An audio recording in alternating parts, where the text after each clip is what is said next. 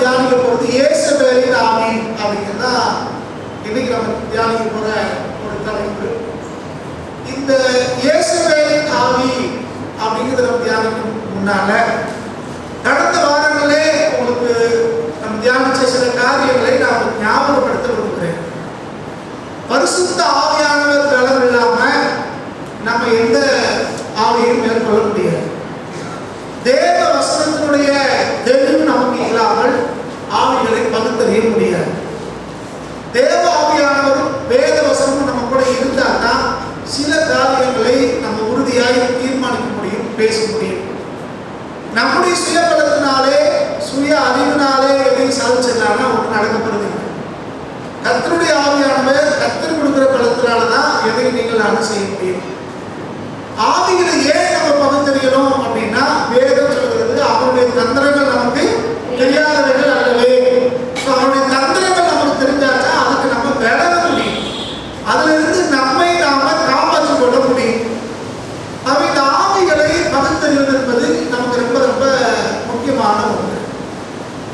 இது ஒருவேளை இதை இப்படி தொடர்ச்சியாய் சில தலைப்பின் கீழாய் நம்ம தியானிக்கும் போது கொஞ்சம் பேருக்கு தோணும், மகளே கணக்கானே தெரியாதே அப்படின்னு பிரச்சனை பண்றதுக்கு எனக்கு நிறைய வித்தியாசங்கள் இருக்கு. ஒன்று புரிந்து கொள்ளுங்கள், நம்ம தியானிக்கிற சத்தியங்கள் நம்ம ஆவியில பலப்படுத்தணும், நம்ம அறிவையும் வளர்க்கணும், நம்ம வாழ்க்கையை கட்டக்கூடியதா இருக்கணும். சும்மா வெறுமனே நம்ம கையை தட்டி சந்தோஷப்பட்டு அறிவை ஆவின்னு சொல்லிட்டு அங்கே உலகத்தை போல வாழ்க்கை இருக்கக்கூடாது. இன்னைக்கு ஒரு பெரிய பிரச்சனை என்ன அப்படின்னா பல நேரங்களிலே நம்முடைய தேவனுடைய பிள்ளைகள் வேதத்தை சரியாக புரிந்து கொள்வதில்லை, கர்த்தருக்கு சரியாக இவங்க நிற்பது இல்லை. இன்னைக்கு உலக பிரகாரமாக பல விதமான காரியங்களை நம்ம மக்கள் செய்து கொண்டிருக்காங்க. அது காரணம் என்னன்னா அதுக்கு பின்னால் இருக்கிற ஆவியை, அதுக்கு பின்னால் இருக்கிற கிரியையை புரிந்து கொள்வது இல்லை. அதனாலதான் பல நேரங்களிலே தவறான வழியிலே நம்முடைய மக்கள் கடந்து போவதை பார்க்கிறோம். அவை நம்ம தெளிவு நமக்கு தேவை, எது நம்ம செய்வது சரி எது தவறு என்பதை நம்ம புரிந்து கொள்ள வேண்டியதாக இருக்கிறோம். சரி, இன்றைக்கு இந்த இயேசுவின் ஆவியை குறித்து தெரிந்து கொள்ளணும்னா அதுக்கு முன்னாடி நம்ம வாசிப்போம். வெளிப்படுத்தின விசேஷம் 19ஆம் அதிகாரம் 10வது வசனம்.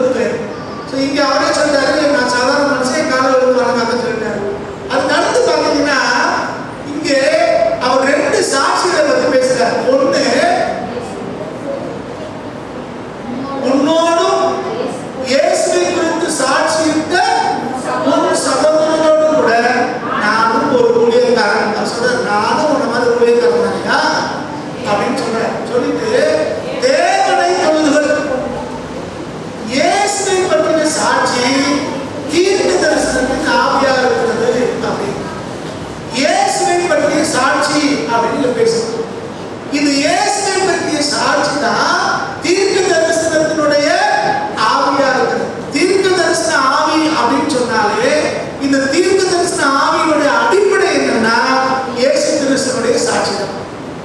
இன்னைக்கு தீர்க்க தரிசனம் அப்படிங்கிற பேர்ல பல காரியங்களை நம்ம கேள்விப்படுத்தோம்.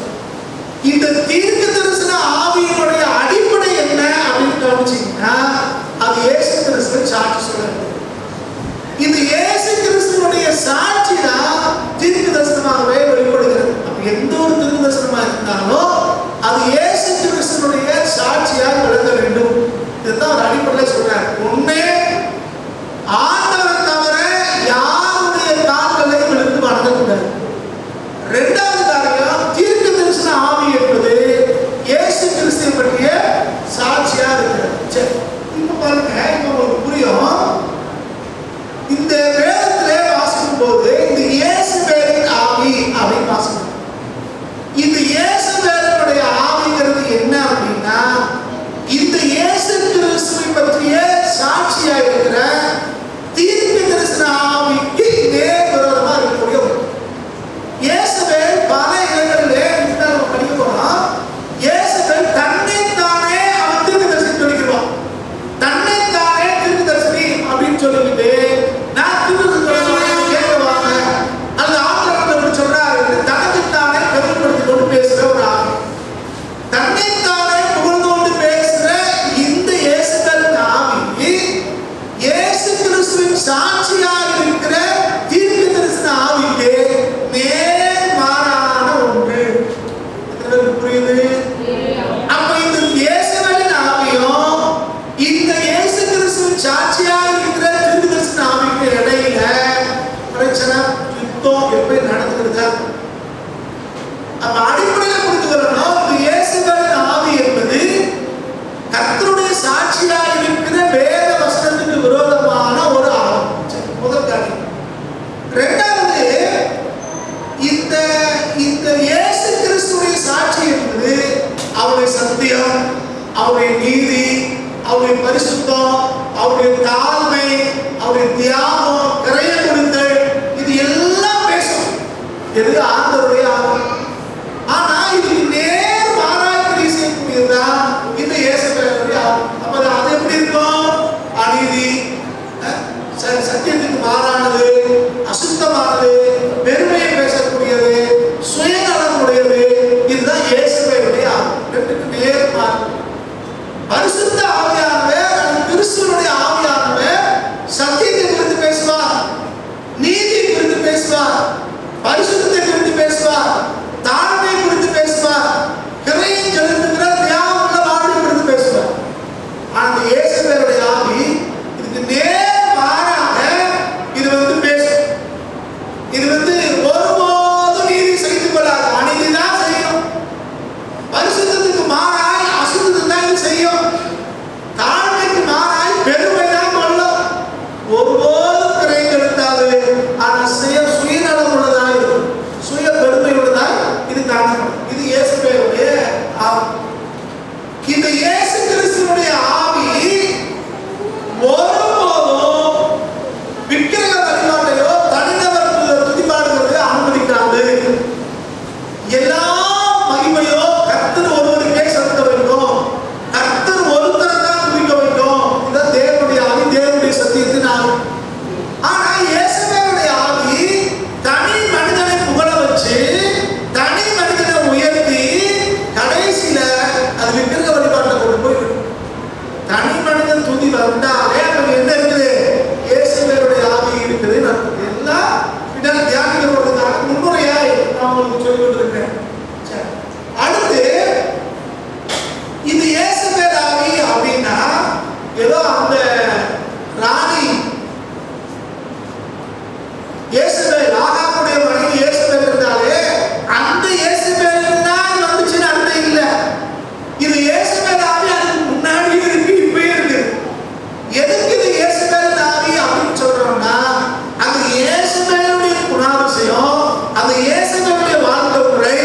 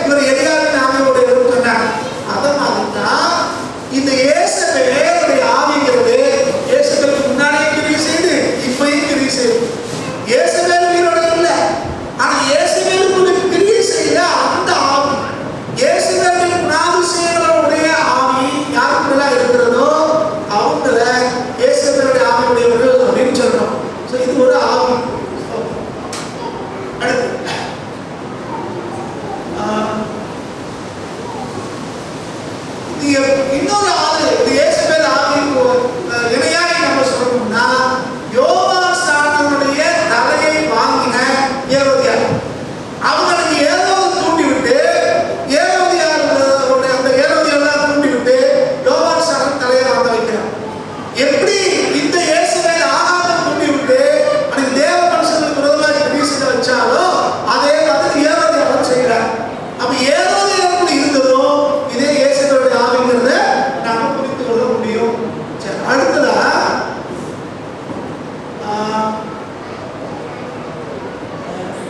இப்போ இந்த இயேசுபேலுடைய ஆவியினுடைய சில குணாதிசயங்கள். இந்த இயேசுபேல் ஆவி எப்படி கிரியை செய்கிறது வாசிங்க. வெளிப்படுத்தல் 2ஆம் அதிகாரம் 19-20 வாசிங்க. வெளிப்படுத்தல் 2ஆம் அதிகாரம் 19-20. விசுவாசத்தையும் உன் பொறுமையையும் நீ முன்பு செய்த கிரியைகளும் பின்பு செய்த கிரியைகள் அதிகமாய் இருக்கிறதையும் அறிந்திருக்கிறேன். ஆகிலும் உன் பேரில் எனக்கு குறை உண்டு. என்னவெனில் தன்னை தீர்க்கதரிசி என்று சொல்லுகிற இயேசபேல் என்னும் ஸ்திரீயானவள் என்னுடைய ஊழியக்காரர் வேசித்தனம் பண்ணவும் விக்கிரகங்களுக்கு படைத்தவைகளை புசிக்கவும் அவர்களுக்கு போதித்து அவர்களை வஞ்சிக்கும்படி நீ அவளுக்கு இடம் கொடுக்கிறாய். இது எந்த சபையை பத்தி பேசுறாங்க? தீர்த்திரா சபையை பத்தி பேசுறாங்க. இந்த தீர்த்திரா சபையை முதல்ல ஆண்டவர் சொன்னார், உன் கிரியைகளை அறிந்திருக்கிறேன், நீ எப்படிப்பட்ட சபை எனக்கு தெரியும், நீ செய்யற வேலையெல்லாம் எனக்கு தெரியும் அப்படின்னு ஒரு நல்ல சபையா இருந்த தீர்த்திரா சபையில இப்ப சொல்றாரு, ஓ பேர எனக்கு ஒரு குறையும். நீ நல்ல சபைதான், ஆனா ஓ பேர ஒரு குறையும். என்ன குறை இருக்குன்னா இயேசுபேலுக்கு ஒருத்தர் இருந்தா அவன் தன்னைத்தானே தீர்க்கதரிசி என்று சொல்லிக் கொண்டார். அந்த சொன்னாரு, தன்னை தீர்க்கதரிசி என்று சொல்லுகிற இயேசுபேல் என்னும் ஸ்திரீயானவள் அப்படிங்கிறார். இப்ப ஸ்திரீயானவள் சொன்னதால இயேசுபேல் ஆவி பெண்களுக்கு மட்டும்தான் இருக்குன்னு அர்த்தம் இல்லை. நல்லா புரிந்து கொள்ளணும். ஆண்களுக்கும் அந்த ஆவி கிரியை செய்யும். இந்த குணம் தான் முக்கியம். சரியா? சில பேர் ஒரு மாதிரி பேசுறாங்கன்னு வச்சுக்கோங்க. அப்ப இயேசுபேல் அப்படின்னு நம்ம திட்டுவாங்க. பார்த்துருக்கீங்களா? கிறிஸ்தவர்கள் வேதத்தை படிச்சார்கள் பெண்கள் ஒரு மாதிரி எழுந்து பேசுறாங்க செஞ்சாங்கன்னா இயேசுபேல் ஆவி அப்படிமா. இது பெண்களுக்கு மட்டும் கிரியை செய்யற ஆவி இல்லை, இது ஆண்களுக்கு கிரியை செய்யும். சரி, என்ன சொல்றாங்க? நீங்க வசனம் என்ன சொல்றது? ஆண்டவர் தீர்த்திரா சபைக்கு என்ன சொல்றாங்கன்னா, தன்னைத்தானே தீர்க்கதரிசி என்று சொல்லுகிற இயேசுபேல் அப்படின்னு. நீங்க ஒரு கூட்டம் இருக்கியா? கிரியை நடக்குதோ இல்லையோ, ஆண்டவர் பேசுறாரோ இல்லையோ, மற்றவங்க சாட்சி சொல்றாங்களோ இல்லையோ, தனக்கு தானே என்ன சொல்லிக்குவாங்க, நான் தீர்க்கதரிசி அப்படின்னு. ஒருத்தர் நீங்க ஒரு நாள் பேசிட்டு இருந்தேன், நான் வந்து இன்னார் அப்படின்னு சொல்லிட்டு நான் அவர் மனைவி வச்சுட்டு இன்னாருடைய மனைவி அப்படின்னாரு. அப்படிங்களா அப்படின்னு. என் மனைவி தெரியாம இருக்காது, என் மனைவி தீர்க்கதரிசியாச்சே அப்படின்னாரு. எனக்கு தெரியாதுயா, உண்மையிலே தெரியாதுயா அப்படின்னா என் மனைவி தீர்க்கதரிசி. திரும்ப திரும்ப சொல்லிக்கிட்டே இருக்காரு. அவருக்கு அது ஒரு பெருமை. அப்ப இவரே இந்த அளவு சொல்றாருன்னா அந்த அம்மா எப்படி நமக்கு தெரியல, நேரம் பார்த்தா தான் தெரியும். ஒன்று புரிந்து கொள்ளுங்கள், உண்மையாய் தேவனுடைய வரங்களை பெற்றவர்கள், உண்மையாய் தேவனால் பயன்படுத்தப்படுறவங்க தன்னைத்தானே ஒருபோதும் உயர்த்தி விடுறது இல்லை. தன்னைத்தானே ஒருபோதும் அவங்க உயர்த்திக்கிறதே கிடையாது. போட்டுக்கிட்டு அவங்களே உயர்த்திக்கிறாங்கன்னா என்ன இருந்தா, நாங்க ஒரு பெருமை எனக்கு தேவை, நான் வெறுப்புனா நான் வெளியே காட்டிக்கணும் அப்படிங்கிறதுக்காக என்ன செய்யறது, தனக்கு தானே புகழ்ந்துக்கிறது, பெருமையா பேசுறது. சில பேர் சொல்றத பார்த்துருக்கேன், மாஸ்டர் நான் நல்லா பாடுவேன், மாஸ்டர் நல்லா பிரசங்கம் பண்ணுவேன், நல்லா சார்ஜ் பண்ணுவேன். எதுக்கு அப்படின்னா, உங்க சபையில் கூட்டவீங்க, எங்களை பயன்படுத்துங்க அப்படிமா. இருக்கிறதே ஒரு 10 பேர் பாவம் அப்புறாணி உட்கார்ந்துட்டு இருக்கு, அதை மோந்து சேர்ந்து கேட்டு விரட்டி விடுறதுக்கா எனத்தியாக சொல்றது, கண்ணை முடிக்கு எனத்தியாக சொல்றது. கண்ணை புடிச்சுக்கோங்க. நீங்க அழகா ஆண்டவரே சொல்றாரு, தன்னைத்தானே தீர்க்கதரிசின்னு ஒரு ஆள் சொன்னான்னா கவனமா இருங்க. அது என்ன ஆவி? இயேசுபேலுடைய ஆவிங்கிற. சரி, இந்த இயேசுபேல் ஆவி என்ன செய்தா, ஆண்டவருக்காக எதையாவது செய்ய நினைக்கிற ஊழியக்காரர்கள் சொல்றமே. திரும்ப வார்த்தை கவனமா கவனிக்கணும். ஊழியக்காரங்கன்னா இன்னைக்கு நம்ம ஊர்ல சொல்றாங்களே முழுநேர ஊழியக்காரங்க, அவங்க மட்டும் ஊழியக்காரங்க இல்ல. புதிய ஏற்பாட்டிலே ஊழியக்காரங்கன்னா ஆண்டவராக இயேசு கிறிஸ்துவுக்கு என்ன செஞ்சாலும் எது செய்தாலும் அவங்க எல்லாருமே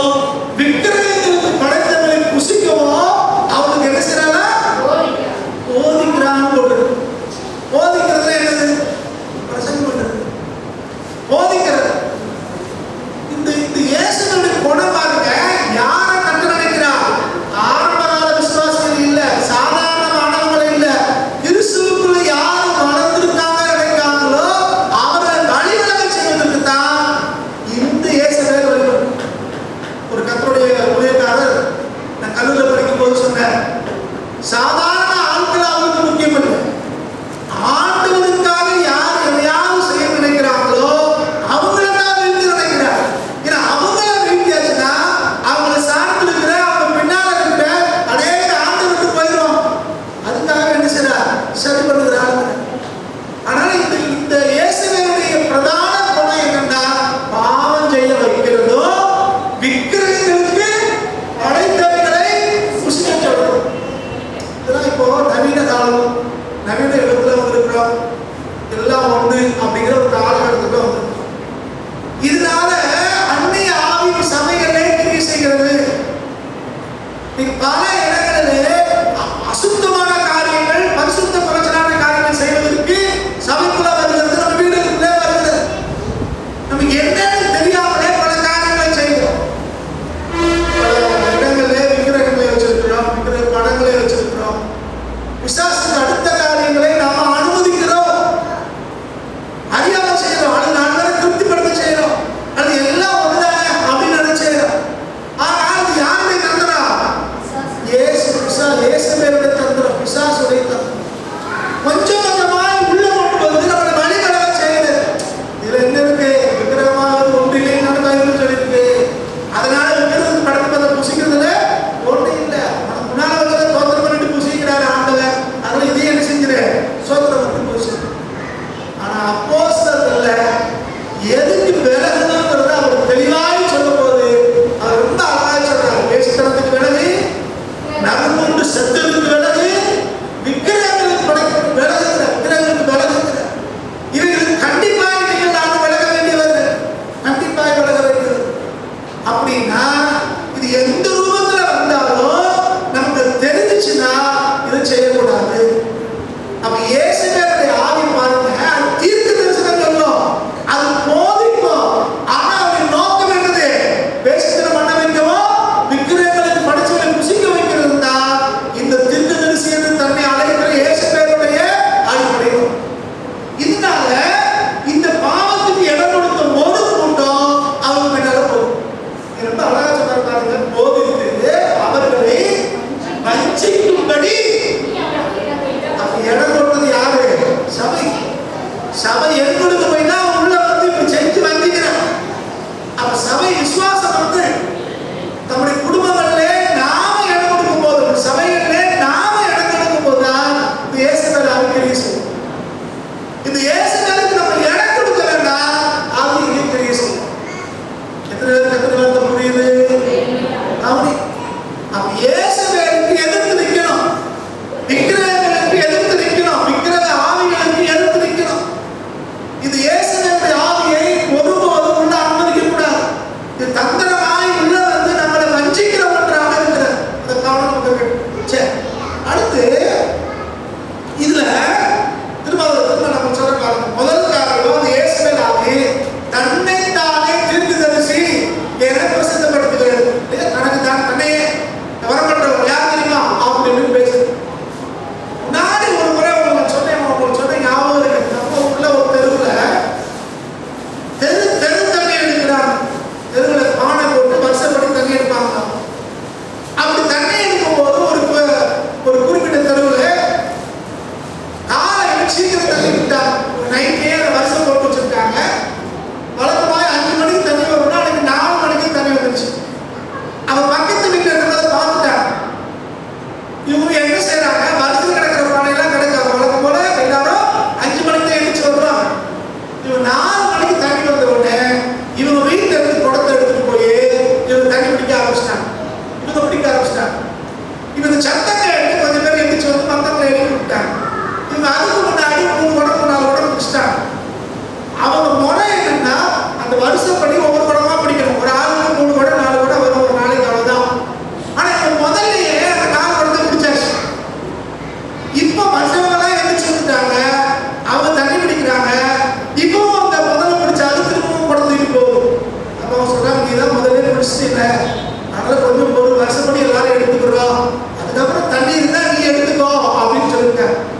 சொன்ன உடனே இந்த முதல்ல சீக்கிரம் இந்த குடம் பிடிச்சாங்கல்ல, அவங்க திடீர்னு அந்த இடத்துல நான் யார் தெரியுமா அப்படின்னு சொல்லிட்டு அந்நிய பாஷை பேசி ஆவியில நிறைஞ்சு ஒரு சவுண்டை கொடுத்து நான் ஒரு ஆண்டோட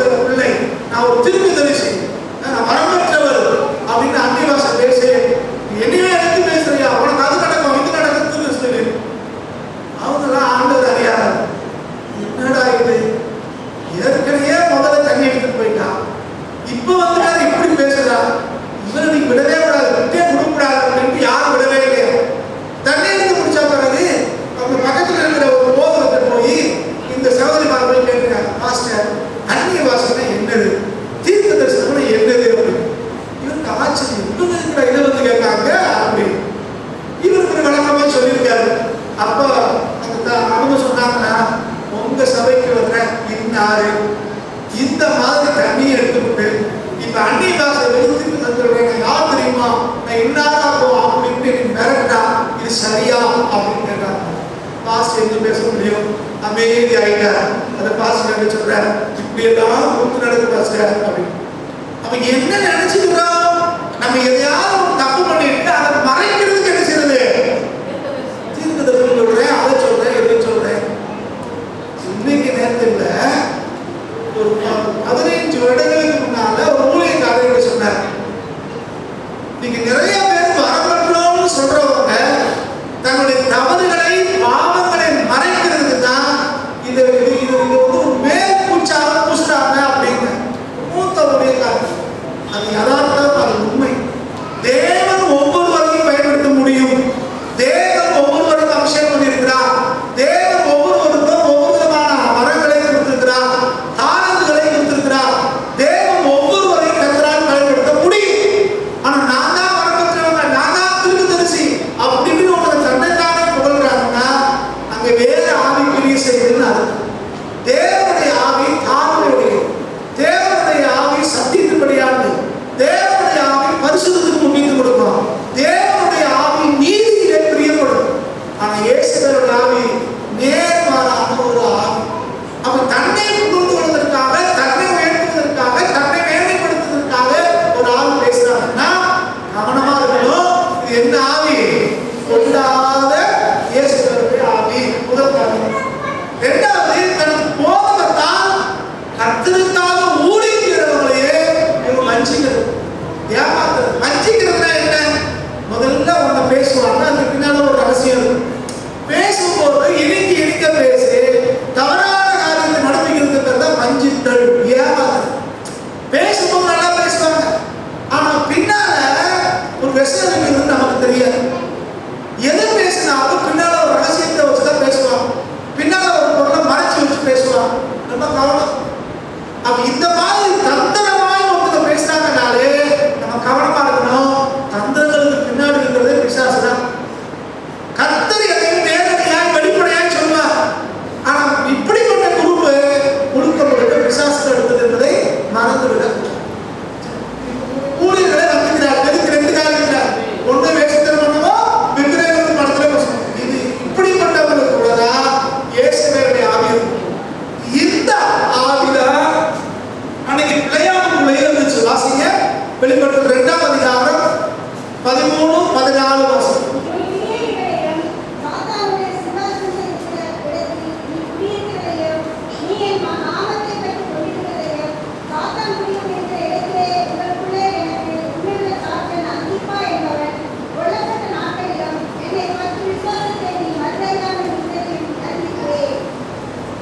அதனால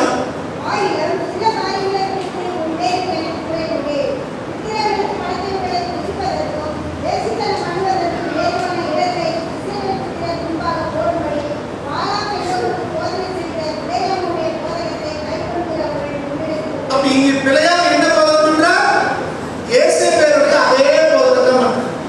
யாருக்கு பண்றா, ஒரு நல்ல சபைக்கு, ஐராயிரமா இருக்கிற சபைக்கு, கர்த்தருக்காக ஜீவிக்கிற சபைக்குள்ள இந்த போதகத்தை பிள்ளையாக பண்ணுவோம். அப்ப பிள்ளையாவுடைய போதகமும் இந்த இயேசுவினுடைய போதகமும் ஒரே மாதிரியான போதகம் தான். அது ரெண்டு போதகமுமே சபையை வழிவிடப்படுகிறது, இஸ்ரவேல் ஜனங்களை பாவத்துக்கு உட்படுத்துகிறது, இஸ்ரவேல்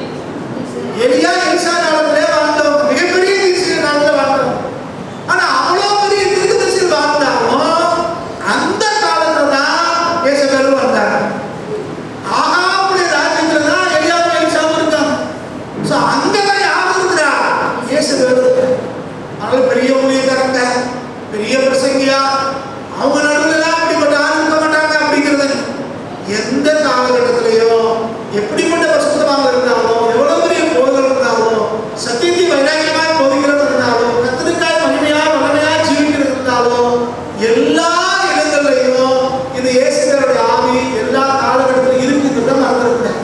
இது தந்திரமாய் சிலர் பேசுறது, அந்த சபையில அவங்க இருக்க மாட்டாங்க, அல்ல அவங்களுக்குள்ள இருக்க மாட்டாங்க, அந்த போதகத்தில் இருக்க மாட்டாங்க, நம்ம நினைச்சிட்டு இருக்கோம். எல்லா இடத்துலையும் எல்லா ஆளுங்களும் இருக்காங்க. எல்லா காலகட்டங்களையும் நம்ம ஏமாத்துற ஒரு கூட்டம் எல்லா இடத்துலையும் இருக்கு. ஆனால் எந்த விதத்திலையும் நாம ஏமாந்துட கூடாது. கவனம் கவனம். சில ரொம்ப தந்திரமா பேசுவாங்க. அங்க போன என்ன, இங்க போன என்ன, அப்படி செஞ்சாங்க, இப்படி செஞ்சாங்க, இது தப்பு இல்லை, அது தப்பு இல்லை அப்படின்னு. வேத வசனத்தை கிரமமாய் பேசுறவங்களுக்கும் ஒரு பொழுதுபோக்காய் பேசுறவங்களுக்கும் வித்தியாசம் இருக்குது. வேற ஒன்று புரியுற மாதிரி சொல்றேன். நம்ம ஊர்ல பல ஸ்கூல் இருக்கு. எல்லா ஸ்கூல்லையுமே 10th இருக்கு, எல்லா ஸ்கூல்லையும் +2 இருக்கு. இப்போ கொஞ்சம் லேட் ஆயிடுச்சுப்பா, அந்த ஸ்கூல் போக வேண்டாம், அந்த பக்கத்துல இருக்கிற ஸ்கூலுக்கு போ, 10th போ அப்படின்னு யாராவது அனுப்பும். எந்த ஸ்டூடெண்டாவது போவாங்களா? அப்படி போனா அந்த ஸ்கூல்ல அனுமதிப்பாங்களா? அங்க போனா அவன் நடத்துற பாடம் எங்களுக்கு ஒத்து வருமா? கொஞ்சம் யோசிப்பாங்க. அல்லது டெய்லி இந்த ஸ்கூலுக்கு போயிட்டு இருக்கோம், அந்த ஒரு ஸ்கூல் நல்ல யூனிஃபார்ம்லாம் போட்டு வராங்க, இன்னைக்கு அங்க போவோம் அப்படின்னு போனா அந்த ஸ்கூலுக்கு போறது இந்த பிள்ளைக்கு சரியா இருக்குமா? சொல்றது புரியுதா? உங்களுக்கு புரியலையா? 10th தான், அதே பாடம் தான், அதே பஸ் தான் எடுக்க போறாங்க. ஆனா இந்த ஸ்கூலுக்கு போறவங்க அந்த ஸ்கூலுக்கு போறது இல்லை. ஏன் போறது இல்லை? வாத்தியார் வேற, சொல்லிக் கொடுக்குற முறை வேற, அட்மிஷன் ப்ராசஸ் வேற, ஃபீஸ் கட்டுறது வேற, அதனால வித்தியாசங்கள் இருக்கு. நம்ம என்ன நினைக்கிறோம்னா எல்லாமே என்னதுதான், எல்லாம் ஒண்ணுதானே, எல்லாம் சர்ச்சு தானே, எல்லா பிரச்சனை தானே, எல்லா பாடம் தானே பாடணும். கொஞ்சம் அறிவு நமக்கு உண்டா? கவனம். அன்னைக்கு ஒரு நாள் பேசிட்டு இருக்கேன், ஒரு போதவர் சொல்றாரு, நம்ம அப்படி பிரிவினெல்லாம் பண்ணக்கூடாது. எனக்கு அடுத்த கேள்வி, எங்க ஜனங்கள்ல வந்து நீங்க வந்து மரம் கடவுளுக்கிறேன் எங்க பிதாவே ஆரம்பிங்க, ஒருத்தராவது சொல்லி முடிச்சுடுவாங்களான்னு பார்த்தோம். நான் மனப்பாடம் பண்ற வசனத்தை நான் சொல்லிப்பேன், நீங்க சொல்லிக்கிறீங்களா? அவங்க எதுக்கு சொல்லிட்டு மனப்பாடமா சொல்லுவாங்க. என்னோட அண்ணன் லாபத்தை எங்களுக்கு தாரணும், எந்த பதத்தை தரும் நீங்க யோசிச்சு அடுத்த வசதி என்ன தெரியாது. தொழுகை சபைக்கு போனீங்கன்னா எப்போ உட்கார்றாங்க, எந்திப்பாங்கன்னே தெரியாது. இல்ல திடீர்னு அதுல இருந்த மாதிரி ஏற்றுவாங்க. புரிஞ்சுக்கணும். கர்த்தருடைய பிள்ளைகள் வேத வசனங்களை கற்றுக்கொண்டவங்க வித்தியாசங்களை புரிந்து கொள்ளணும். எல்லாம் ஒண்ணு இல்லை. நீங்க எப்படி தந்திரமா பிசாசு உள்ள போய் கொண்டு வரா? விசுவாசத்தை விட்டு விளக்க, பரிசுத்தத்தை விட்டு விளக்க, நம்முடைய நம்பிக்கை விட்டு விளக்குவதற்கு பல உபாய தந்திரங்களை உள்ள கொண்டு வரா. பிழையாமலைக்கு உள்ள கொண்டு வந்த மாதிரி இன்னைக்கு நமக்குள்ள என்ன செஞ்சா சில உபாய தந்திரங்களை உள்ள கொண்டு வந்து நம்மள வழிபட ஒரு இடத்துல போய்க்கிறாங்க.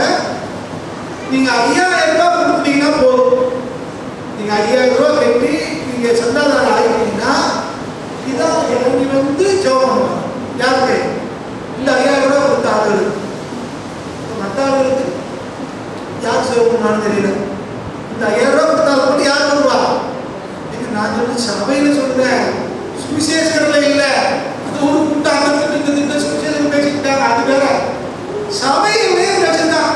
சிறப்பு ஜெப திட்டம் 5000 ரூபாய் கொடுத்தா உங்களுக்கு கணிச்சோம், 10,000 ரூபாய் கொடுத்தா ஒரு ஜெபம், இப்படிதான் யோசிப்பாரு. எந்த காலகட்டத்தில் நீங்க நான் வாழ்ந்து கொண்டிருக்கிறோம். ஆனா வசனத்தை குறித்த ஒரு வைராக்கியம், ஒரு தெளிவு நமக்கு உண்டாகல. பேசுறது பரிசுத்த ஆவியானவரா இயேசுவின் ஆவியா நமக்கு தெரியல. நமக்கு போதிக்கப்படுற போதனை வசனத்துப்படியாதானா இது மாம்சத்துக்குரியதான்னு தெரியல. பல நேரங்களே நம்ம வஞ்சிக்கப்பட்டிருக்கோம்.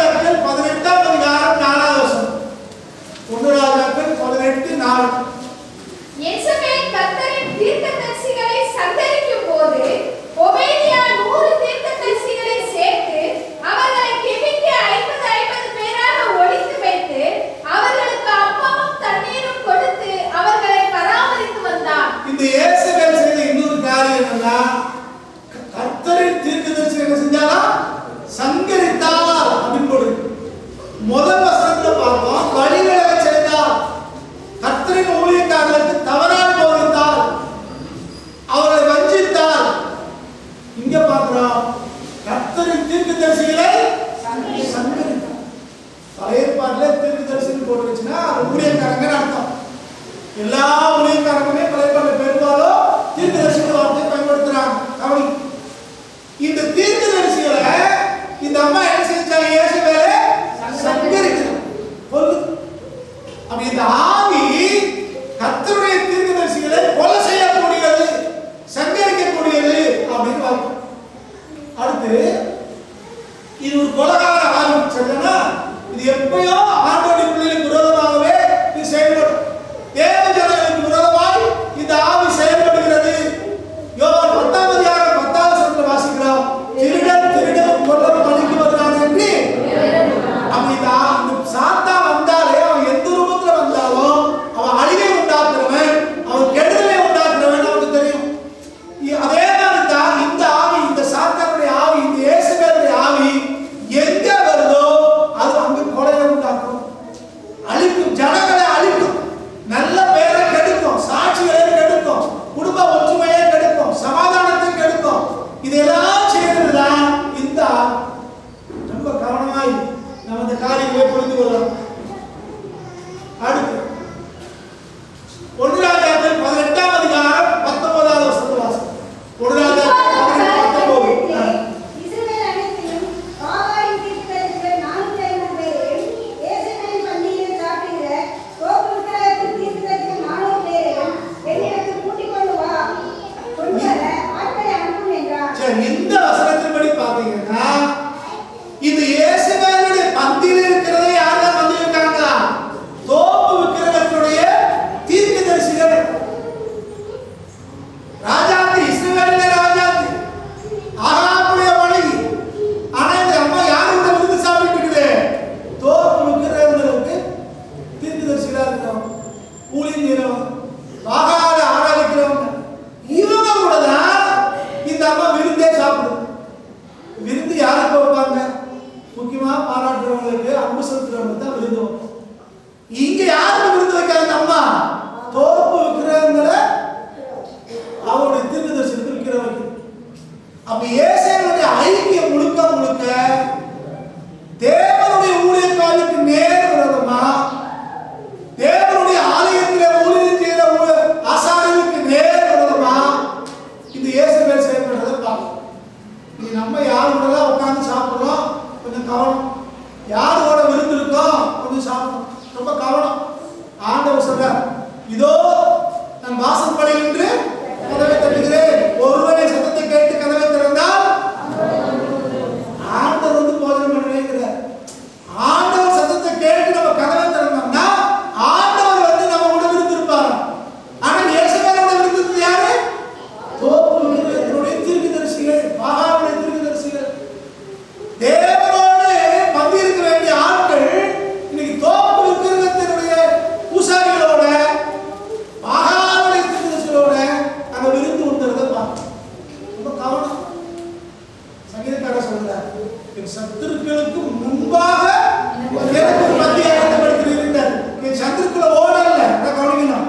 என் சத்துருக்களுக்கு முன்பாக அவங்க வெக்கம் கொண்டு போற அளவுக்கு எனக்கு பந்தியை உண்டாக்கிருக்கீங்க. ஆனா இங்க இந்த அம்மா யாரோட பந்தி இருக்குது? அல்லாத ஒரு ஆள். சில பேர் என்ன செய்யறாங்க தெரியுமா? நமக்கு கோபம் உண்டாக்குறாங்களா, நமக்கு கோபத்தை உண்டாக்குறோம்னு நினைச்சுக்கிட்டு ஒரு கூட்டத்தோட சுத்துவாங்க. நமக்கு பிடிக்கலங்கிறதுக்காக நமக்கு பிடிக்காத ஆட்களோட அவங்க பழகுவாங்க. ஆனா நமக்கு கோபம் உண்டாக்குறோம், நம்ம எரிச்சலை உண்டாக்கணுங்கிறதுக்காக அவங்க யாரோட உட்கார்றாங்க? பிசாசோட உட்கார்றாங்க, இயேசுவோட ஆவியோட உட்கார்றாங்க. இது ரொம்ப ரொம்ப ஆபத்தான ஒன்று, ஆபத்தான ஒன்று. நம்ம ஊர்ல சொல்லுவாங்க, ஆடு நனையுதுன்னு ஓனாய் கவலைப்பட்டுச்சாங்க. மழை பெய்யுதுன்னு ஆடு நனைதான். ஆடு நனைது யாரு கவலை? அது நனைதுதான் கவலைப்படுது அப்படின்னு சொல்லி நனையாத இங்க வா, போயிட்டு வா அப்படின்னு கொண்டு போய் திங்கிறது. இப்படித்தான் ஒரு கூட்டம் இயேசுவோட கூட்டம் இன்னைக்கு இருக்கு. இது தெரியாம நிறைய பேர் ஏமாத்துறோம், நிறைய பேர் ஏமாத்துறோம். அன்னைக்கு ஆண்டவருக்கே வந்து பிசாசு சொன்னாங்க. பிசாசு என்ன சொன்னா? 40 நாள் உபவாசம் இருக்கு, பசியோட இருக்கு 40 நாள். அதனால நீ தேவனுக்கு குமாரன் தானே அப்படின்னா இந்த கல்ல ஆண்டவர் பசி பசியா இருக்காருன்னா இவருக்கு வருத்தம், இவர் கவலைப்படுதா? அப்படி இல்லை. இவர் திசை திருப்பணும், ஆண்டவருடைய வார்த்தையை விட்டு இவரை விலக பண்ணணும். அதுதான் அவருடைய நோக்கமே ஒழிய கர்த்தர் ஆண்டவருக்கு பசியா இருக்கிறார் என்பதல்ல. அவருடைய நோக்கமே நேர் மாறானது. இப்படித்தான் ஒரு கூட்டம் என்ன செய்யுது, நம்மளையும் இதே விதமாய் செஞ்சுட்டு தான் பார்க்கிறோம்.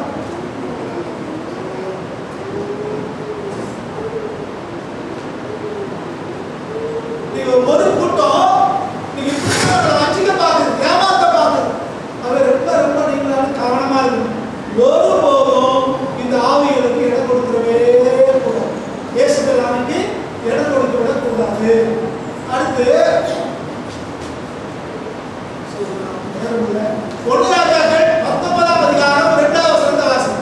அப்பொழுது இயேசுவே எலியாவை அவர்களை ஒவ்வொருவரும் பிராணனுக்கு செய்யப்பட்டது போல நான் நாளை நேரத்தில் பிராணனுக்கு செய்யாதே போனால் தேவன் எனக்கு சரியாகவும் அதற்கு அதிகமாகவும் எனக்கு செய்ய கடவர்கள் என்று சொல்ல சொன்னார். இங்கே ஒரு பயிற்சி யாரு? இயேசுவே தோத்துட்டார். இந்த இயேசுவேனுடைய தீர்க்கதரிசி கொல்லப்பட்டு விட்டார். இப்போ என்ன சொல்லி அனுப்புறாங்க? இயேசுவே எலியாவுக்கு ஆள் அனுப்பி, நீங்க ஏற்கனவே கொஞ்சம் பேரை மகாத்மா விஷயம் கொண்டுட்ட, கோபம் விருதுலத்தி விஷயம் கொண்டுட்ட, அது எனக்கு தெரியும். அப்படி செஞ்சது மாதிரி அவங்களுடைய பிராணனுக்கு தக்கதாக நாளைக்கு இந்த நேரத்துல உயிரை வாங்கிடுவீங்க. உன் பிராணனுக்கு சரியாக போனால் அடுத்த வார்த்தை கவனிக்கணும். தேவர்கள் அதற்கு சரியாகவும் அது அதிகமாகவும் இப்ப இயேசுவில் யாரும் தெரிஞ்சிருச்சா? இயேசுவில் பழிவாங்கவே மட்டும் சொல்லல. யாரை கொண்டு பேசுது? தேவனை அல்ல, தேவர்கள். அப்படி தேவர்கள் அப்படின்னு என்ன அர்த்தம்? நல்லா யோசிச்சு பார்க்கணும். யார் இயேசுவே? இஸ்ரவேல் ராஜாத்தி, யெகோவா தேவனை ஆராதிக்கிற குடும்பத்தை சேர்ந்தவங்க. ஆனா சொல்ற வார்த்தை என்னது? தேவர்கள், தேவர்கள். இப்படிதான் ஒரு சில கூட்டம் என்ன சொல்றாங்க தெரியுமா? ஆண்டவருடைய பிள்ளைன்னு சொல்றவங்க, கிறிஸ்தவங்கன்னு சொல்றவங்களே இன்னைக்கு பல தெய்வ வழிபாடு, பல விதமான நம்பிக்கையுடைய ஜனங்களா மாறி இருக்காங்க. அதை போதிக்கிறவங்களா இருக்காங்க. கிறிஸ்தவத்திலே இன்னைக்கு எல்லா விதமான சடங்காச்சாரங்களும், எல்லா விதமான சோசியங்கள்ல இருந்து, நல்ல நேரம் பார்த்ததுல இருந்து எல்லாத்தையும் தந்திரமாய் பிசாசு உள்ள கொண்டு வந்திருக்கான். கொஞ்சம் பேருக்கு என்ன செய்யறதுன்னு தெரியாம எங்க வீட்டுல பெரியவங்க சொல்றாங்க, சொந்த பந்தம் சொல்றாங்க, பொண்ணு சொல்றாங்க, மாப்பிள்ளை சொல்றாங்க, மாமா சொன்னாங்க, அத்தை சொன்னாங்க, பெரியப்பா சித்தப்பான்னு ஏதாவது சாக்கு பண்ண சொல்லிட்டு இந்த இயேசுவேனுடைய ஆவிக்கு நம்ம இடம் கொடுத்து கொண்டிருக்கிறோம். கவனம். தேவன் தம்மை பரியாசம் பண்ண ஒட்டா தமது மகிமையை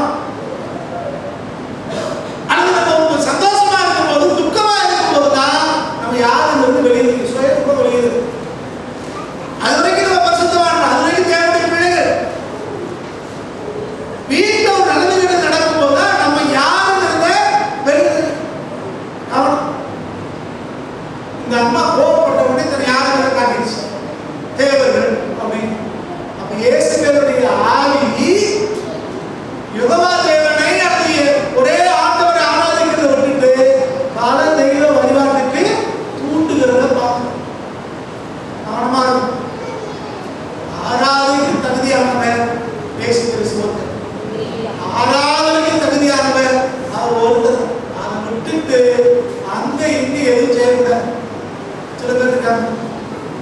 இறந்து போனவங்கள வணங்க சொல்லுவாங்க. என்னன்னு கேட்டா அதுல 3 முறை இறந்தது யாரு? உங்க கை தானே, தகவல் தானே, உங்க தாத்தா தானே, பாட்டி தானே, 3 முறை சுத்தி வா, காலை தொட்டு கும்பிடு, கையை தொட்டு கும்பிடு, அப்படி செய் இப்படி செய். உடனே இது ஊர் வழக்கம், குடும்ப வழக்கம். கிறிஸ்துவுக்கு முன்னால எந்த வழக்கமும் சரியில்லைங்க. ஒரே ஒரு வழக்கம், வேதம் சொல்லுகிற வழக்கம், வேதம் செய்கிற வழக்கம், வேதம் சொல்கிற வழக்கம், வேதம் சொல்கிற முறைதான் சரியான ஒன்று. இதை மாறி நம்ம என்ன செஞ்சாலும் அது தவறான ஒன்றுதான். பல நேரத்தில் இப்படிதான் இயேசுவுக்கு நாம இடம் கொடுத்துருக்கிறோம். அதுக்கு அறியாமலும் பல நேரத்தில் இடம் கொடுத்தோம். இந்த காரியங்களே ரொம்ப நம்ம கவனமா இருக்கும். பழிவாங்குதல் கர்த்தருக்குரியது.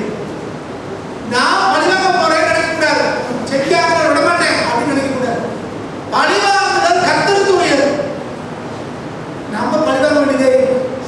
வேதத்துல வாசிக்கிறோம், கர்த்தர் உங்களுக்காக யுத்தம் செய்வார், நீங்கள் நம்ம சும்மா இருந்தா கர்த்தர் யுத்தம் செய்வார். நம்ம நான் விட மாட்டேன் அப்படின்னு இறங்கினா கர்த்தர் ஒதுக்கிக்கிறார். எது தேவை யோசிப்பாங்க. கர்த்தர் நமக்காக யுத்தம் செய்யணும்னா நம்ம என்ன செய்யணும்? அமைதியா இருக்கணும், சும்மா இருக்கணும். நம்ம யுத்தம் பண்ண போறேன்னு சொல்லணும்னா கர்த்தர் நமக்காக நீங்க செய்ய முடியாது. இங்க வேதத்துல வாசிக்கிறோம், இந்த அம்மா பழிவாங்கவே போச்சு இயேசுவேல். அப்ப இயேசுவேலோட ஆவி என்ன செய்யும்? பழிவாங்க துடிச்சுக்கிட்டே இருக்கும். இரண்டாவது, அது தெய்வ வழிபாட்டை அது தூண்டக்கூடிய ஒன்றாக இருக்கிறது. ஆகவே இந்த பழிவாங்கிற உணர்வு வந்துருச்சுனாலே இது கண்டிப்பா என்னதான் இயேசுவேலுடைய ஆவி. அதே போல பல ஆவிகளை, பல தெய்வங்களை, பல நம்பிக்கைகளை போச்சுன்னா அதுவும் என்னதான் இது இயேசுவேலுடைய ஆவி. அடுத்து நீங்க ஒன்றார்கள், நீங்க 19ஆம் அதிகாரம் முழுக்க நீங்க வாசிச்சீங்கன்னா அங்கே தேவனுடைய மனுஷனுடைய கிரியைகளை நம்ம பார்க்கணும். தேவ மனுஷனாக வருகிறான். இப்ப எல்லாரும் ஓட ஆரம்பிக்கிறான். இங்கே தேவ சமூகத்திலே தேவ மனுஷன் போன உடனே எப்ப தேவ மனுஷன் தேவ சமூகத்துக்கு போனா? இந்த 19ஆம் அதிகாரத்துல இயேசுவேலுடைய வார்த்தை நம்ம பழிவாங்கவே சொல்லிச்சு, கொன்றுவேன்னு சொல்லிச்சு. பயந்து ஓடி போய் அவரோட தேவ சமூகத்துக்கு போறாங்க. ஆனா இந்த இயேசுவேலுடைய ஆவியே நம்ம ஆவியுடைய தந்திரத்திலிருந்து விலகணும்னா, இந்த இயேசுவேலுடைய ஆவிக்கு தப்பணும்னா ஒரே உபதேசம் தேவ சமூகம் மட்டும்தான். இயேசுவேலுடைய ஆவியை மேற்கொள்வதற்கு சரியான இடம் தேவ பிரசன்னம். அன்றைக்கு தேவ மனுஷன் தேவ சமூகத்துக்கு ஓடுறது போக நீங்க நானும் ஆண்டவர் தேடி போய், ஆண்டவரே இயேசுவேலுடைய ஆவி கிரியை செய்து பழிவாங்குறாங்க, பல தெய்வங்களை சொல்லி என்ன இந்த மாதிரி தூசிக்கிறாங்க, என்ன சபிக்கிறாங்க. நீங்க கத்துக்கிறாங்க தேவ சமூகத்துக்கு போகும்போது கர்த்தர் அங்கே நமக்காக யுத்தம் செய்கிறார். தேவன் நம்மளோடு பேசுவார், தேவன் நம்மை பலப்படுத்துவார், தேவன் நம்மளை உற்சாகப்படுத்துவார், தேவனுடைய நமக்கான வாக்குத்தத்தங்களை கொடுத்து அவர் நம்மளோட பேசுகிறத பார்க்கிறோம். பல நேரங்களில் நீ கவனிக்கணும், இயற்கைக்கு அப்பாற்பட்ட ஒரு மிகப்பெரிய அற்புதத்தை சந்திச்சவர் தான் தேவ மனுஷனாக எளியும். ஆனா இந்த இயேசுவேலுடைய வார்த்தையை கேட்ட உடனே பயந்து போயிடும். பெரிய பெரிய அவர்களுக்கு கூட சில நேரங்களில் பயம் வருது. இயேசுவேலுடைய வார்த்தையை கேட்டால் கொஞ்சம் பேருக்கு என்ன செய்யுது? காலத்தை வரதான். இன்னொரு பிரச்சனை, அவர் நல்ல போரான ஒரு மனுஷன், திடீர்னு அப்படி ரொம்ப ஒரு மாதிரி வெப்சைட் என்னாச்சு என்னன்னு கேட்டா, என் மனைவி சொல்றா, உனக்கு கேவலப்படுத்தா உங்களுக்கு விட மாட்டேன் மாறு அப்படின்னு சொல்லிட்டு மனைவி எடுத்துக்கிச்சா, உனக்கு கேவலப்படுத்தாம விட மாட்டேன் பாருன்னு சொல்லிட்டு. சரி, இதுக்கு எதுக்கு பயப்படணும்? பாஸ்டர் அவன் இனத்தையாவது பொய்யா சொல்லி என்ன மாதிரி கெட்ட வேலை உண்டாக்கிட்டா வெளியே தலகாட்ட முடியுமா? புரிஞ்சுக்கோங்க, யாரெல்லாம் நீதி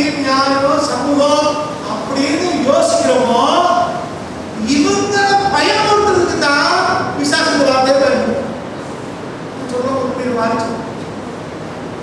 கல்லூரியில் படிக்கும் போது ஒரு நாள் ஹாஸ்டல் டே அப்படின்னு நடந்துச்சு. அப்படி நடக்கும் போது அதில் பாலகுமாரன் அப்படின்னு ஒரு எழுத்தாளர் சிறப்பு பேச்சாளர் அழைக்கப்பட்டிருந்தார். அவர் பேசும்போது ஒரு சம்பவம் சொன்னார். என்ன சொன்னார் அப்படின்னா, நண்பர்களாக நீங்க இளைஞர்கள் படிச்சுருக்கீங்க. அப்போ மொத்தமே தமிழ்நாடு கொடுக்க 30,000 தான் எல்லாம் செல்பானாசி எல்லாம் சேர்த்து இவ்வளோதான் காலேஜ் இருக்கு. இப்போ அதில் எங்கே இருந்தாலும் தனி பேர் இருக்கும். நீங்கள் உங்கள் கிராமத்துக்கு வந்திருப்பீங்க. இப்போ லீவுக்கு கிராமத்துக்கு போறீங்க, அது படிச்சு முடிச்சுட்டு கிராமத்துக்கு போறீங்க. போன உடனே ஊரில் கேட்பாங்க கிராமத்தில், தம்பி மதுரையில் போய் படிக்கிறீங்களாமே, பெரிய என்ஜினியரிங் படிக்கலாமே அப்படின்னு. உடனே என்ன வரும், ஒரு பெருமை வரும் அப்படின்பாரு. அடுத்த வார்த்தை, தம்பி படிச்சு முடிச்சீங்கன்னா மாசம் 1 லட்சம் ரூபாய் சம்பளம் வருமா அப்படின்னு கேட்பாரு. வேலை கிராமத்துக்காரு இவனுக்கு தான் தெரியும், 5000 கொடுக்க மாட்டாங்கடா அப்படின்னு. நம்ம போய் அடிமையா வேலை செய்யறது இவனுக்கு தான் தெரியும். ஆனா கேட்கறது யாரு, உள்ளூர்காரு. அவர் பெருசா மதிச்சு கேட்கிறாரு, வரும் அப்படிமா. வரும் எப்போ வரும், ரிட்டையர்ட் ஆகும்போது வரும். அவர் சொன்ன வார்த்தை ரிட்டையர்ட் ஆகும்போது வரும். அதை கூட சொல்லி யோசிப்பான். உடனே இவர் என்ன சொல்லுவார், ஊருக்குள்ள இவருக்கு பயங்கரமா புகழ்ந்துருவார். தம்பி பெரிய படி படிக்குது, வேலைக்கு போக 1 லட்சம் ரூபா வந்துடும் அப்படி இப்படின்னு. இந்த வேலைக்கு போய் 5000 ரூபாய் 10,000 ரூபாய் ஜமா வாங்கிட்டு இருக்கான். ஊருக்குள்ள என்ன ஃபங்க்ஷன் நடந்தாலும் சரி பத்திரிகைக்கு எல்லாரும் கொடுத்தாங்க. இன்னும் தலைமையில் இந்த இந்திய தலைமையில் பத்திரிகை எடுத்துட்டான். பத்திரிகை பேர் போட்டாச்சு, மற்றவன் 1000 ரூபாய் போய் செய்யறாங்க. இது 5000 ரூபாய் போய் செய்யணும். இப்ப 5000 ரூபாய் கிடையாது. அப்ப என்ன செய்யலாம், கடன் வாங்கிட்டோம். கடன்காரன் ஆகிறது யாரு, இவருடைய பேர். புரியுது? அந்த இடத்துல என்ன யோசிக்கா இல்லையா, அப்படிலாம் இல்லையா, எனக்கு 5000 ரூபாய் சம்பளம் வரும்னு சொன்னா சம்பளம் தப்பா கொடுத்துட்டாங்களோ, நம்ம பேரு போயிருமோ, புகழ் போயிருமோ, மரியாதை போயிருமோ, வெட்கப்படுறதுக்கு யோசிக்கிறான். அதுக்கு வெட்கப்படுறான், இப்ப வெட்கப்படுறான். அதை புரிந்து கொள்ளுங்க. குறைச்சல், அவமானம், நிந்தை நினைச்சோம்னா வாழ்க்கையில ஒரு முன்னேற முடியும். பேசுறவன் பேசத்தான் செய்யலாம். பாரதிதாசன் சொல்ற போற்றுவோம் போற்றட்டும், அதோட புரிவாரி போட்டு. ஆனா நான் எடுத்துக்கிறேன் ஏற்றுக்கிறேன். போற்றாவே போற்றட்டும், போற்றட்டும், தூத்துறவே தூத்துட்டோம். இதை பத்தின கவலை கிடையாது. நான் கத்துற அறிஞ்சிருக்கிறேன், கத்துடைய வார்த்தை அறிஞ்சிருக்கிறேன். ஏசுவேலா அது ஏசுவேல் தாங்க. ஏசுவேலாமையா அப்படிதான் திரும்பி செய்யும், நான் கண்டுக்க மாட்டேன். நீ என்ன வேணாலும் சொல்லிக்கோ, நான் கத்துடைய பிள்ளை, நான் இப்படிதான் இருப்பேன் அப்படி என்று யார் தீர்மானிக்கிறார்களோ அந்த வைராக்கியத்தை பார்த்து தான் கத்தரை வைக்கிறீங்க. அநியாயத்தை சிநேகமா இருக்கும். இந்த பயம் வந்துச்சு, பயம் கொடுத்த பார்த்தாங்க. ராஜாவுடைய கட்டளைக்கு இருந்து பொச்சிலையை வணங்கணும்னா எரியில அக்குச்சிலையில போடுவாங்கன்றாங்க. ஆனா இவன் போடுவதுன்னு சொல்றான், போட்டு போய் நான் ஆராதிக்கிறேன் தேவனாய கர்த்தர், நாங்கள் ஆராதிக்கிறேன் தேவனாய கர்த்தர், எங்களை விடுவித்தாலும் எது விடுவியாலும் போனாலும் சரி. அந்த வைராக்கியம் அவங்களுக்கு இருந்ததுனால கர்த்தர் அந்த வைராக்கியத்துக்கு இருந்து அவங்க இருந்த அக்னி சோலைக்குள்ளே அவர் இறங்கு. நம்ம எப்படி இருக்கிறோம், ஏசபேல் நம்மளை மிரட்டின வந்து பயந்து நம்மளை பத்தி இதை சொல்லுவாங்களோ, அப்படி சொல்லுவாங்களோ, எப்படி சொல்லுவாங்களோ, பயம் இன்னும் வந்துச்சு. எளியா அப்போ வந்துச்சு. ஆனா பயம் வந்து எளியா ஆண்டவர் தேடினா, ஆண்டவரை சந்திச்சதுக்கு பிறகுதான் அவருக்கு தைரியம். ஆண்டவர் சந்திக்கலன்னா இவர் சூழல் செடிக்கிறத பட்டு கிடக்கும். கர்த்தர் எப்ப பேசி அவர் பலப்படுத்தினாரோ அப்பதான் அவருக்கு தைரியம். அப்ப எவ்வளவு பெரிய விசுவாசிகளா இருந்தாலும் சில நேரங்களில் இயேசுவினுடைய வார்த்தை நம்மளை யோசிக்க வைக்கலாம். ஆனால் கர்த்தருடைய சமூகம் ஒண்ணுதான் உங்களை என்னையும் திரும்ப எழுச்சி நிற்கும்.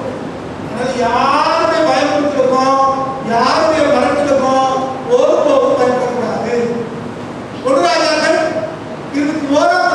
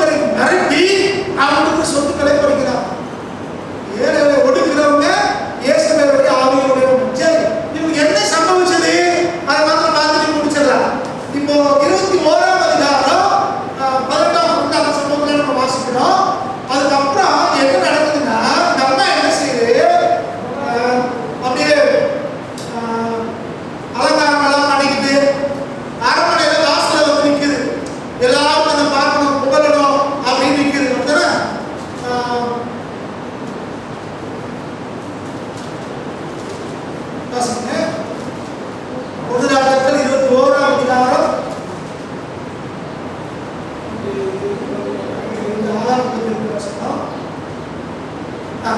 2 ராஜாக்கள் 9ஆம் அதிகாரம் 22 வாசிங்க. எனக்கு நேரம் இல்லாம விட்டேன். இப்போ 2 ராஜாக்கள் 9:22 முக்கியமான காரியத்தை மட்டும் இயேசுவுடைய காரியத்தை ஆயிரம். யோராம் யெகூவை கண்டவுடனே யெகூவே சமாதானமா என்றான்.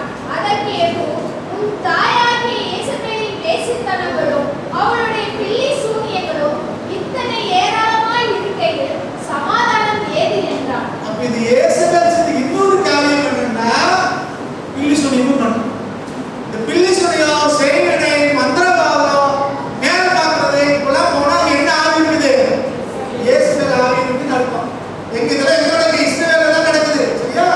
அடுத்து 2 ராஜாக்கள் 9ஆம் அதிகாரம் 30ஆவது வசனம். யெகூ எஸ்ரேலுக்கு வந்தான். அதை யேசபேல் கேட்டபோது தன் கண்களுக்கு மையிட்டு தன் தலையை சிங்காரித்துக் கொண்டு ஜன்னல் வழியாய் எட்டிப் பார்த்து, பாருங்க, எது கோபம் வர்றாரு, அது செய்தி அரண்மனைக்கு வந்துருச்சு. இப்ப நம்ம என்ன செய்தா, எதுவை சமாதானப்படுத்துறதுக்கு, இந்த எதுவை வசப்படுத்துறதுக்கு இந்த அம்மா என்ன செய்யுது? நம் கண்களுக்கு கவனம், கண்களுக்கு மையிறது நோக்கம் என்னன்னு தெளிவா இருக்கு. எதுவை வசப்படுத்துறதுக்கு தான் நம்ம என்ன செய்யுது? இயேசுவேல கண்களுக்கு மையிட்டு அடுத்து தலையை சீவி கொண்டு போடல, தலையை சடல் கொண்டு போடல, தலையை ரெண்டு வித்தியாசம் இருக்கு, புரிஞ்சுக்கோங்க. தலையை சீவுறது வேற, தலையை சிங்காரிக்கிறது வேற. தலையை சிங்காரித்து கொண்டு சன்னல் வழியா எடுத்து பார்த்துச்சு. யாரு? இயேசுவேல் ஆவி. இயேசுவேல் ஆவி. இயேசுவேல் ஆவி வந்து எப்படி கிரியை செய்யுது? சரி, அடுத்து என்ன சம்பவிக்கிறாங்க? இதனால என்ன சம்பவிச்சுன்னா, தீர்க்கதரிசனம் சொல்லப்பட்டபடியே அங்கிருந்து தள்ளப்பட்டு கடைசியில இந்த இயேசுவேலுடைய ரத்தத்தை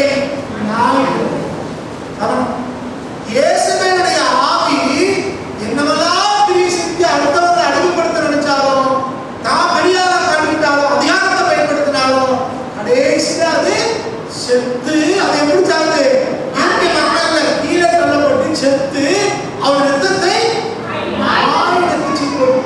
இதுதான் அவருடைய முடிவு. அதுவே இயேசுவேல் இன்னைக்கு அதிகாரம் இருக்கிற மாதிரி இருக்கலாம், இன்னைக்கு ஆணவம் பேசுற மாதிரி இருக்கலாம், இன்னைக்கு பெரியாரா காட்டிக்கிற மாதிரி இருக்கலாம், அடுத்தவங்களை வரட்டுற மாதிரி இருக்கலாம், அநியாயமா அடுத்தவங்க சொந்தத்தில் அபகரிக்கிற மாதிரி இருக்கலாம். ஆனால் ஒரு நாள் முடிவு என்னாகும்? ரத்தத்தை நாயும். அதனால இயேசுவேலுடைய ஆவியை குறித்து எச்சரிக்கையா இருக்கணும். இது ஒருபோதும் அனுமதிக்கப்படாது, ஒருபோதும் அதற்கு பயப்படவும் கூடாது. தேவ சமூகத்திலே கர்த்தருடைய வார்த்தையை ஏற்றுக்கொண்டு கர்த்தருடைய வார்த்தைப்படி நீங்கள் நடக்க ஆரம்பிக்கும் போது இந்த இயேசுவேல் ஆவியெல்லாம் நம்ம பக்கத்தில் ஒழுங்கு செய்ய முடியும். இந்த இயேசுவேல் ஆவியை மேற்கொள்ள முடியும், பரிசுத்த ஆவியான பலத்தினாலே ஜெயிக்க முடியும், இயேசுவேலுக்கு முன்னால கடந்து நடக்க முடியும். ஜெபம் பண்ணுவோம். எல்லாரும் கடவுளே கர்த்தருடைய முகத்தை நோக்கி